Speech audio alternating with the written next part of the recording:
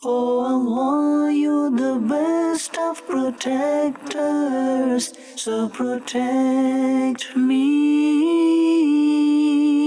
Oh Allah, you're the best of protectors, so protect me.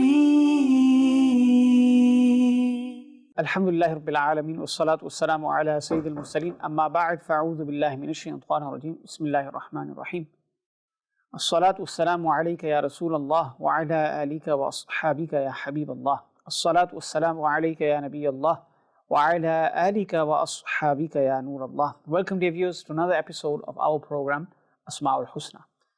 And as you know, in this program of ours we endeavor, we try and mention the beautiful names of Allah subhanahu wa ta'ala in light of what the scholars of Islam have written and explained in their books. Inshallah, in this episode too, we'll be covering many beautiful names. In fact, let us hear those names right at the beginning. There are 5 names in total that we're going to discuss: As-Samad, Al-Qadir, Al-Muqtadir, Al-Muqaddim and Al-Muakhir. So let us begin inshallah. The first name, As-Samad. And this name appears in Surah Ikhlas, very famous surah. Elderly people, youngsters, whoever they are, alhamdulillah, Muslims across the globe read Surah Ikhlas on a daily basis. Allah Jalla wa Ala says, Bismillahir Rahmanir Rahim, Qul huwallahu ahad, Allahu samad. That say, He, Allah, is one and Allah is independent. Allah is samad. Now, the meaning of samad, there are many meanings. Inshallah, we'll go through what the ulama have said. The general meaning, the renowned famous meaning, is that Allah is independent, He is not in need of anything. And that is true. And the makhlooq, the creation, is muhtaj, is in need of Allah subhanahu wa ta'ala. But the ulama have given some more meanings as well of as-samad. Al-baqi alladhi la yazul. One meaning is the one who is ever living, everlasting. Alladhi la yazul, and who will not cease, who will not perish, who will not come to an end. That is Allah subhanahu wa ta'ala, and the meaning of As-Samad. Some have given the meaning as As-Samadu alladhi yusmadu ilayhi fil hawaij. As-Samad is that in which a refuge is sought at the time of difficulty, the time of need. When someone faces a need, is in a situation, who does he turn to? He turns to the court of Allah subhanahu wa ta'ala. Allah is As-Samad, the one in whom refuge is sought, help is sought at the time of need. At the time of difficulty, at the time of hardship, people seek help from Allah subhanahu wa ta'ala. Some scholars have given the meaning as Huwa Sayyidul Ladhi Yantahi Ilayhi Suda. Meaning, Samad is that master at whom kingship or leadership ends. Meaning the leader of all leaders, the king of all kings, the ruler of all rulers. That is Allah subhanahu wa ta'ala, As-Samad. So As-Samad is only used in the Quran in Surah Ikhlas. But the meanings, the various meanings that I've just mentioned, they are found in parts of the Quran, various parts of the Quran as well. So Al-Baqi is found in many parts of the Quran, that meaning. The meaning of help being sought from Allah subhanahu wa ta'ala at the time of need, which is another meaning of Samad. That's found in many parts of the Quran. This meaning of being the king of all kings, the leader of all leaders, the master. This is found in many verses of the Quran as well. One meaning that the ulama have given is As-Samadu alladhi yut'imu wa la yut'am. As-Samad is the one who feeds others but is not fed. Allah provides for others, He nourishes others, He cherishes and sustains others, He gives them food, but He is not fed. Food is not given to Him, meaning He is free from that. We know from our Aqidah that Allah subhanahu wa ta'ala is free from the need of eating, drinking or anything like that. He is unlike creation, unlike human beings. So Allah subhanahu wa ta'ala is not in need of consuming anything. And in the Quran, Surah Al-An'am, verse 14, He Jalla Jalaluhu says this as well, وَهُوَ يُطْعِمُ وَلَا يُطْعَمُ. He is the that who feeds, and وَلَا يُطْعَمُ, He is not fed. Now, considering all of these meanings that have just been mentioned and explained, the ulama have said, whenever you heard the name Samad, a person, what should he think, what should he believe, what should he have as a mindset? That Allah subhanahu wa ta'ala should be relied upon entirely.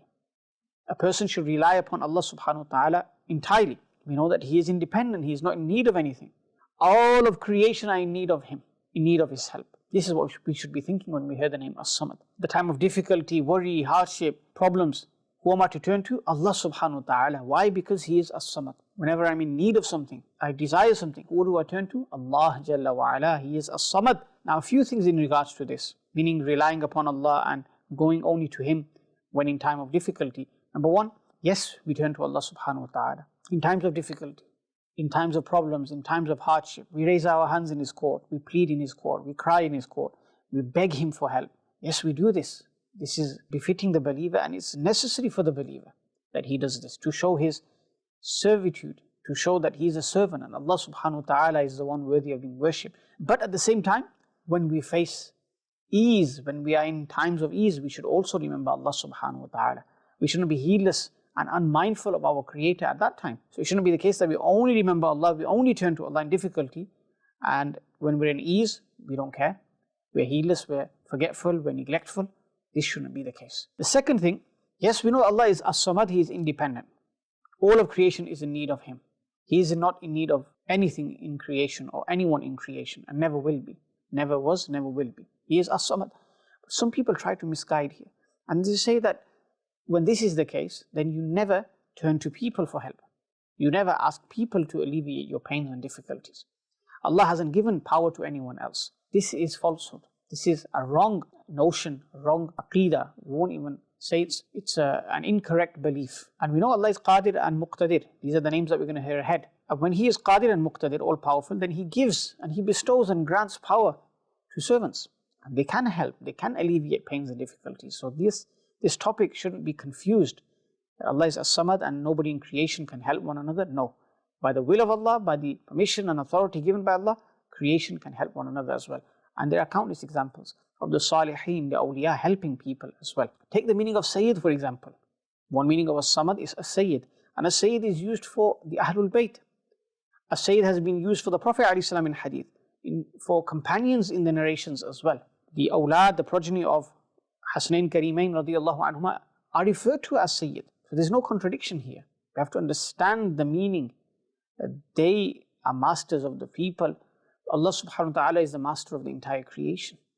They can help the people with the power given by Allah. Allah helps independently.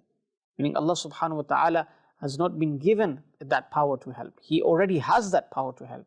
And no one can take it away from Him. No one can decrease it or increase it. Allah subhanahu wa ta'ala possesses all power. So this was some clarification regarding As-Samad as well.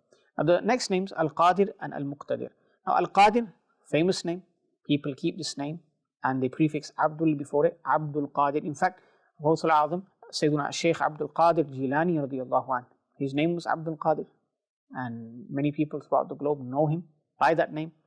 And Al-Qadir, the one who is powerful. Nothing can make Him incapable. Nothing can make Allah subhanahu wa ta'ala, who is Qadir, incapable. Allah possesses all power. There's no hindrance to the works of Allah, or when Allah wants to do something. There's no obstacle. He can implement what He likes. And Al-Muqtadir, the second name, this is an intense meaning of Al-Qadir, Mubalagh. So Al-Qadir, the powerful one, Al-Muqtadir, the all-powerful one who possesses great power. And the ulama have differentiated the names as well. For example, Mufti Ahmad Yar Khan Naimi rahmatullahi alayhi writes as well, Al-Qadir is the one who does something or does not do something. It's up to His will. And Muqtadir means that when He does something, He is not in need of anyone else to do that. He is not dependent on anyone else to do that. He wants to help someone, Allah subhanahu wa ta'ala, if He wants to help His creation, He's not in need of gaining permission from someone or getting that help from someone else and then helping the creation. No, none of that exists when it comes to Allah subhanahu wa ta'ala helping, being Qadir and Muqtadir. So Muqtadir, the one who helps without depending on anyone else. But yes, He creates means. He doesn't have to, but He creates asbab. Like the angels are muqarrar, appointed to do certain things. This is His will, but He's not in need of them. It's not the case that He is ajiz, incapable of doing that Himself, and therefore the angels do it. No, this is an honor He has granted to the angels alayhimus salam. It's based on His infinite wisdom. Now Qadir has appeared many times in the Quran. Surah Bani Israel, verse 99. أَوَلَمْ يَرَوْا أَنَّ اللَّهَ الَّذِي خَلَقَ السَّمَاوَاتِ وَالْأَرْضَ قَادِرٌ عَلَىٰ أَنْ يَخْلُقَ مِثْلَهُم وَجَعَلَ لَهُمْ أَجَلًا لَا رَيْبَ فِيهِ فَأَبَى الظَّالِمُونَ إِلَّا كُفُورًا. This verse was revealed regarding the mushrikeen, the polytheists. They denied resurrection. How will Allah raise us once we're decomposed, our bones have turned into dust? How is it possible? Allah subhanahu wa ta'ala time and time again throughout the Quran is refuting this idea of theirs, this confusion of theirs, or this aqeedah that they adopted in the end, that we won't be resurrected, ma'adallah. that Allah subhanahu wa ta'ala said He created you from nothing. And then when He grants you death, and when you die, He'll be able to recreate you from the remnants, from that soil that you turn into. So why are you so confused? Why are you so perplexed regarding this? Meaning, when He created you from nothing, Adam to wujud, but now when you die, there is something there again. So it's even easier. But this is just for explanation purposes. Otherwise, everything is easy upon Allah subhanahu wa ta'ala. We wouldn't say one thing is more easier than something else. But this is for understanding purposes, for explaining purposes.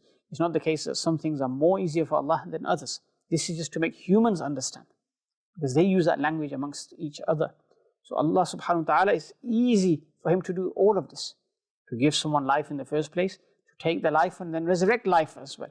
So this was Qadir. As for Muqtadir, this is used in the Quran as well. Surah Kahf, verse 45, Allah subhanahu wa ta'ala says, وَكَانَ اللَّهُ عَلَى كُلِّ شَيْءٍ مُقْتَدِرًا.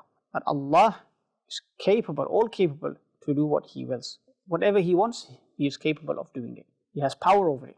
He has complete power over it. He is not dependent on anyone to do that thing. Allah subhanahu wa ta'ala is independent and is not dependent upon anyone to exert that power, to show that power. So we should rely upon Allah subhanahu wa ta'ala whenever anything afflicts us. Ya Allah, You are all powerful. You are Muqtadir. You do not need anyone to help. Ya Allah, You do not help dependently. Ya Allah, You do not help in such a way that you are dependent upon someone. No, Ya Allah, You are independent. You help entirely from yourself. Ya Allah, help me. So this was Al-Qadir and Al-Muqtadir. The last two names, Al-Muqaddim and Al-Muakhir. And these names are also used by Allah subhanahu wa ta'ala. What are the meanings? Al-Muqaddim, the one who brings something forward, precedes something, brings it forward. And Al-Muakhir, the one who delays something, brings it afterwards. And when we look at the works of Allah subhanahu wa ta'ala, this is the case. Some things He has brought forward and made them occur early. Some things are with delay. The ulama, they speak upon this in a beautiful way. And they say that Al-Muqaddim is that هو الذي يقدم الأشياء فيضع كل شيء في موضعه الصحيح. Allahu Akbar.